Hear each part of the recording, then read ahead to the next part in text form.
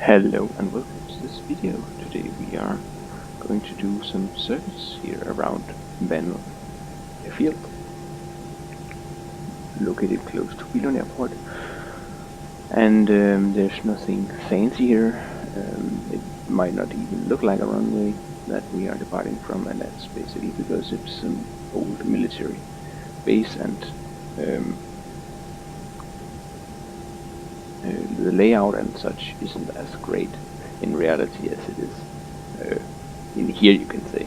I have seen that airbase, and of course this is stock X-plane textures and all that kind of stuff, so nothing fancy there. But we would do some circuits here around. It's a very important test that pilot should do and succeed in order to be able to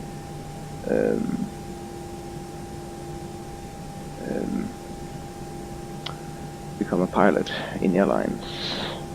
It's some kind of a check to see if they can work as a pilot. So we got nothing really set up here. Normally you would set the E1 and E2 and rotation speed and such, but we're not going to mess with the FMC today because it's not necessary as such. So, and basically because to keep this video short, because I know when I first start clicking stuff in there, it's gonna take time to get it all set up correctly. And that's not the purpose here. And by the way, you can see that it is raining. It is, however, only a light rain from the weather report. I think the effect here is overdone when there isn't too much water in the vicinity. Because yes, this can be seen, but this is nearly only the effect you got when you really give full thrust on the engines. Okay, here we are only idling, and it looks like we was in a storm where just yeah, you know, the rain is falling rapidly and such, and that's basically not what's going on at the moment. So I always felt that when they implemented it, it was a bit overdone for some weather scenarios, where you could say that it would have been nice if they had a bit more different types at given times, you can say. But now we're just taxiing out here for our main departure here.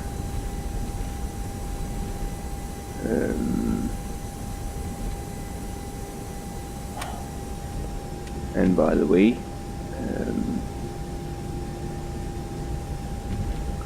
we are up against the wind right now.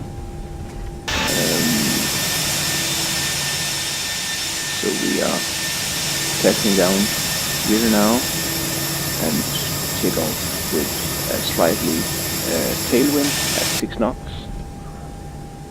Oops. I apologize for my joystick here. I don't know why it seems that my joystick lately have gotten into sensitivity problems, so that inputs isn't the same.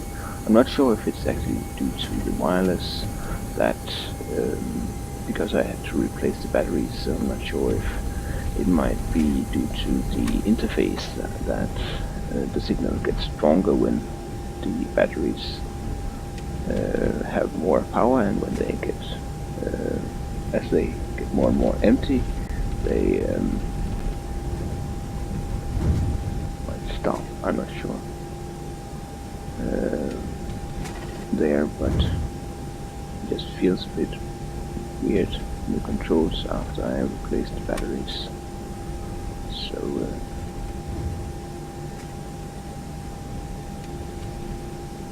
and by the way, the aircraft actually tells you that you got hot brakes and those things. In fact, I actually just taxied from this position and into where the aircraft was located when we started out, because at this airport there is no starting points other than at the runway at the middle and by each end, so I had to do a compromise there. So let's get this aircraft ready for our test to become a co-pilot of any airline.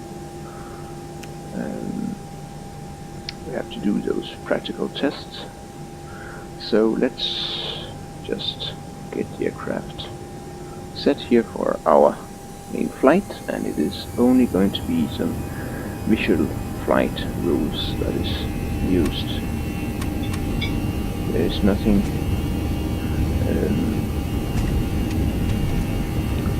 instruments approach. It is pure flying like you have to do. And the controls feel very nice when you first take off. That was an issue, in my opinion, at some aspects, that some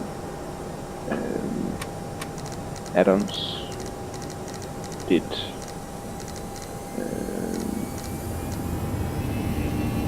feel very light in the controls and not realistic as such. Now we are just climbing out here and retracting the flaps slowly, and as you can see, also the throttle seems a bit I can't find the right detail here. It's quite sensitive, and that's something we have some problems with here.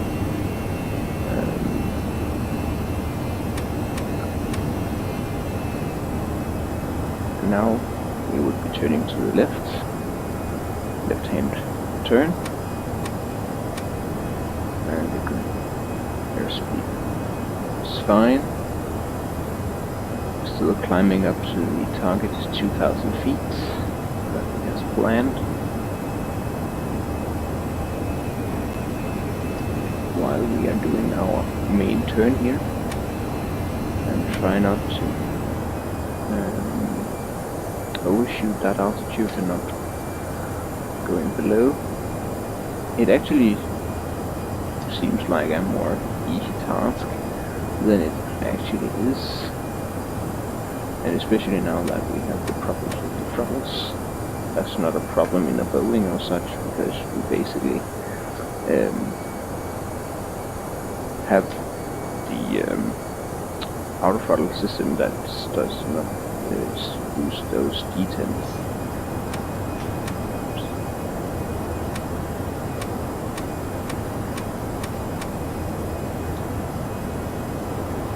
Okay, and now we are flying parallel with the runway, and we have to get ourselves in position here for our next turn into approach here.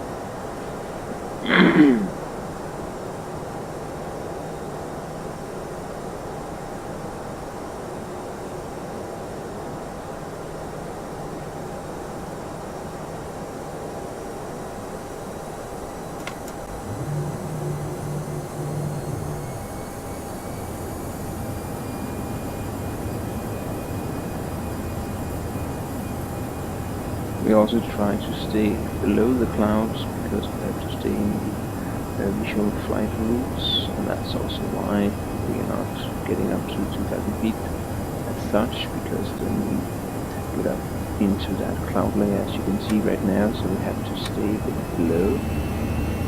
But we can just maintain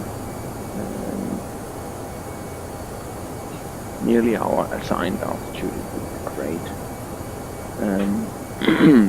The cloud-based layers are not in the correct altitudes, as you can see, because the low clouds is set for 1,046 to 3,000 feet, and now we are nearly 2,000 feet. So the values that we are reading out from the simulator isn't that accurate. Now we're turning in for our approach. We have to get ready here, and I forgot to retract the gear. But anyway, then don't forget it. And the throttles, they should cause us problems again. So now we are lowering our speed further, as well as we are trying to descend in order to get ready for our main landing here.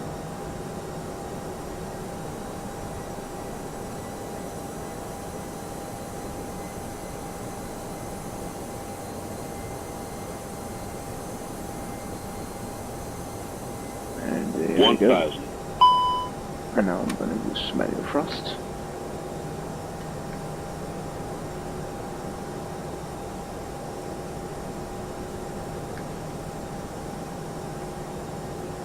Then let's see if we can do a nice and smooth landing here. Or it's going to be a touch and go. Speed 500. Yeah.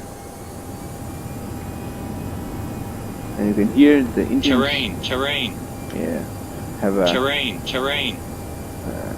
400. Have a slight delay. That's something you have to get used to when you're flying the aircraft. That it has this kind of delay 200 for the engine. So we are 100. Sync rate. Alright. Sync rate. Now the aircraft. 50. 40. 30. 20. 10. 5. There we go.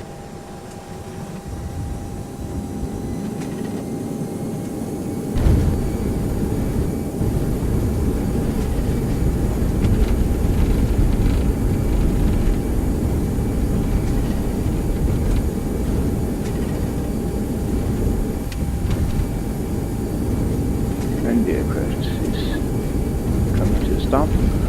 Do note that we did not use auto brake, and we did not do that on purpose because the runway is pretty long.